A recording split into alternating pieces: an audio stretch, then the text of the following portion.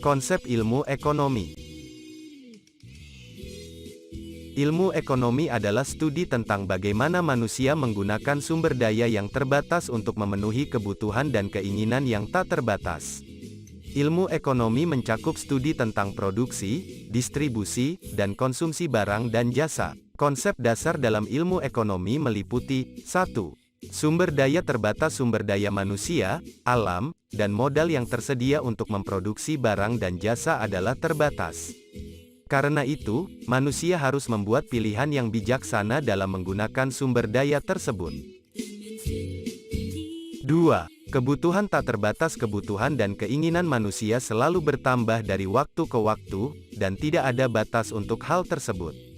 Dalam hal ini, manusia harus membuat keputusan tentang prioritas dalam memenuhi kebutuhan dan keinginan mereka. 3. Persaingan terjadi ketika sumber daya terbatas tidak mencukupi untuk memenuhi kebutuhan dan keinginan yang tak terbatas.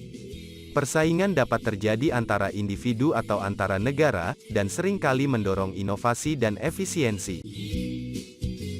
4. Pengambilan keputusan. Manusia harus membuat keputusan dalam memilih bagaimana mereka akan menggunakan sumber daya yang terbatas untuk memenuhi kebutuhan dan keinginan mereka.